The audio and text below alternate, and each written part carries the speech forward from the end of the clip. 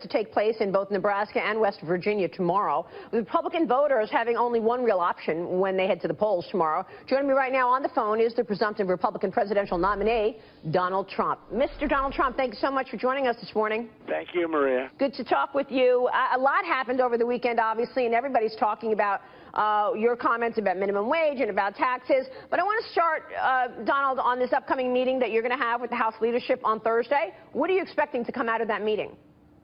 Well, I don't know. I mean, you know, I won by more votes than anybody has ever received in Republican primaries, and we haven't even finished out the states. We have plenty left, including New Jersey, California, state of Washington, where I just got back, and, you know, many others, West Virginia this weekend, and Nebraska, great places. So, I mean, you know, I don't know exactly what is happening here. I was called a number of weeks ago by Paul Ryan. It was a very nice call, a very complimentary call, and that was the last I spoke to him, and all of a sudden he wants to talk. And I think this is a time for unity.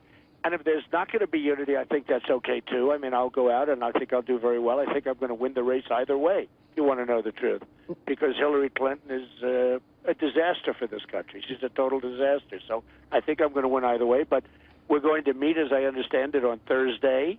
I look forward to the meeting. I hope it's going to be positive, and if it's not going to be positive, I can live with that also. I mean, I have many people that, like Jeb Bush and others, that signed agreements. You know, they signed a pledge, and they don't honor their pledge, which is really pretty terrible when you think of it. But they signed a pledge, Maria, him and this senator from South Carolina who was registered at 0 when I beat him in the election.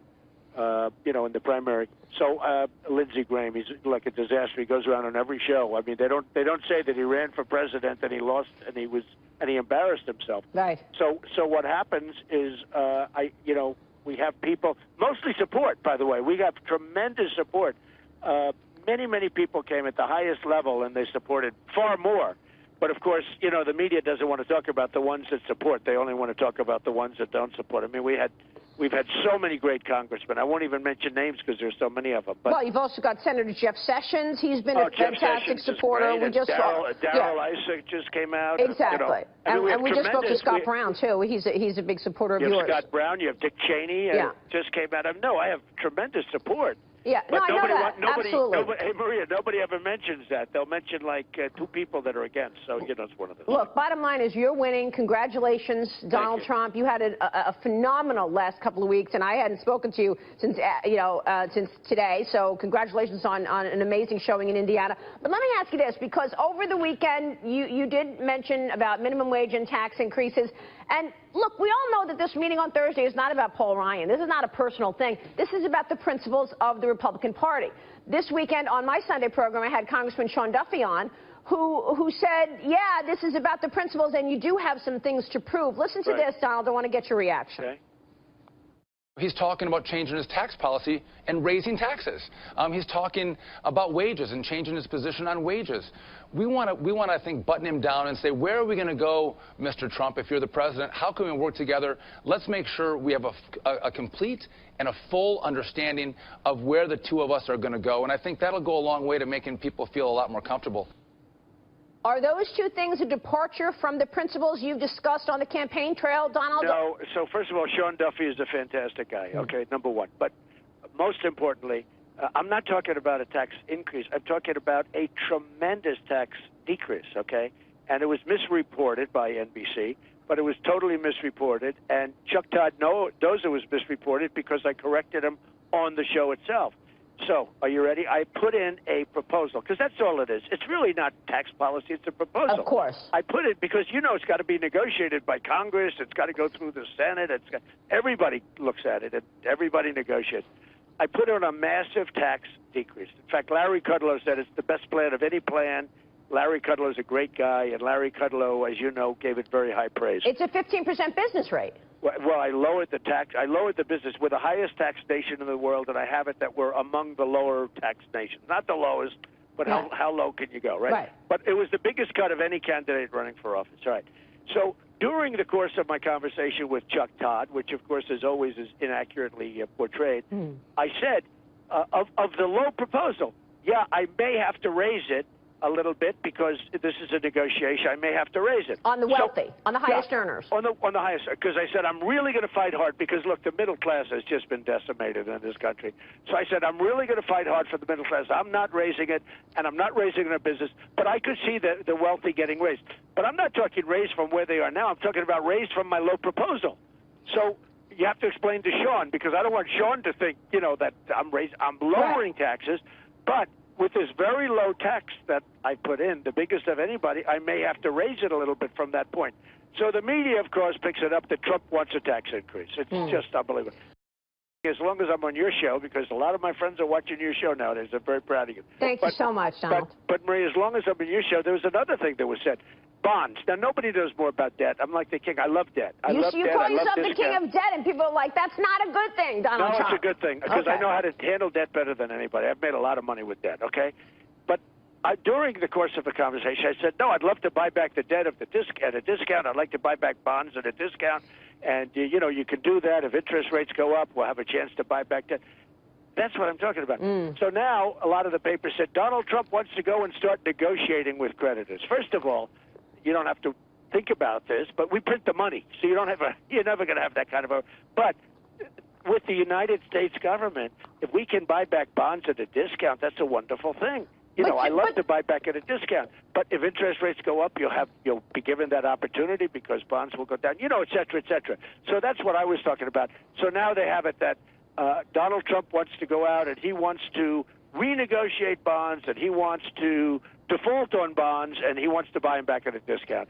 Well, that's great for private business, but it's certainly not good for the United States government. And I never said that. All I said is that if interest rates go up, we'll have a chance to buy back bonds at a discount, which is standard. Okay. But certainly I'm not talking about renegotiating with creditors. All right, but you could look at the debt and rework the debt, but don't you have to slow entitlement growth? I mean, isn't that where much of the spending is? I haven't heard you talk. You have to do waste, fraud, and abuse, and there's tremendous. So are you going to change the entitlements? I'm talking Social Security. Right. Medicare. No, but you have to do the waste, fraud, and abuse. There's tremendous waste, fraud, and abuse, but I'm leaving it the way it is. I'm going to bring jobs back to the country. We're going to make our country rich again. Our country's not rich. Look, GDP, you reported on it. I watched you recently. I guess it's practically zero. Up 0.5%. It's horrible. Absolutely horrible. We're practically at zero. And probably if they report that number, the number's worse, because when they put it out, they're trying to put a good spin. So in my opinion, that means we're below zero. If that ever happened to China, it would be a massive. If they go to 7% or 8%, you read like, they're going down the tubes almost. We're at zero. And I think getting worse, if you want to know the truth. But, I mean, in terms of, so you're not going to touch the entitlements right now. Are you going to just bring jobs back, and that moves the needle on growth? We're going to do a lot in terms of waste, fraud, and abuse. I mean, there's tremendous money there. But we're going to bring jobs back. We're going to get the economy going, and we'll be able to afford it, Maria. What about the minimum wage, Donald? You said you can't imagine how anybody could live on $7.25. On the minimum wage, I would like to leave it to the states because, frankly, every state is different. Every state has different cost of living and everything else, and I would like to leave it to the states. But I will tell you, $7.25 is pretty tough.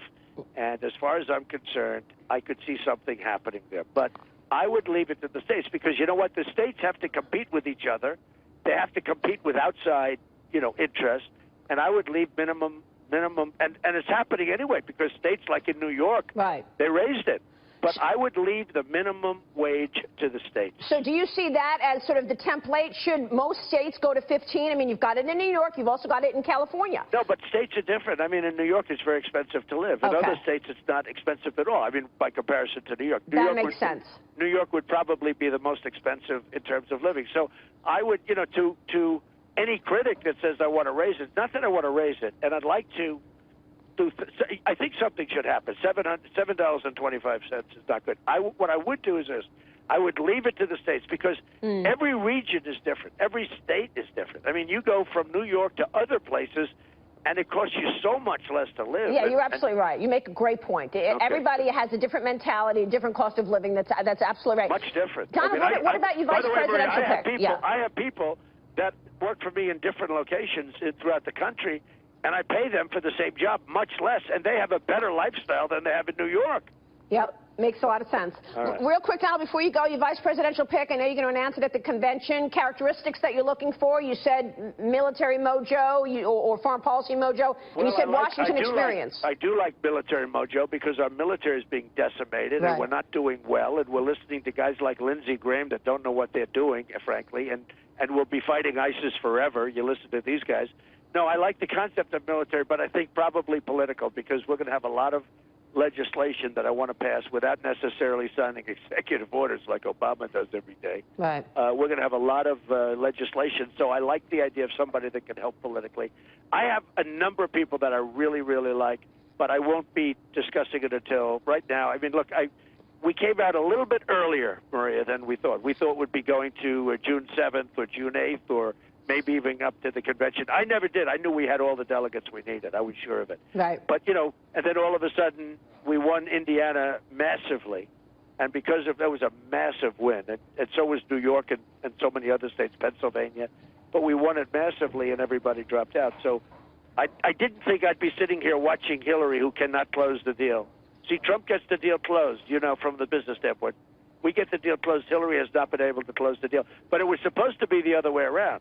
She was supposed to be watching us fight it out for the next 2 months. And right. So I got a little bit of a pleasant surprise. But we have some great vice presidential people that will be, I think they'll be fantastic. Well, we'll see. And you're right. They may have a contested convention. Donald, always a pleasure to have you on the program. Thanks so much for joining us this morning. Thank you very much, Marie. We'll see you soon. We'll be looking forward to that meeting on Thursday. Donald Trump joining us this morning.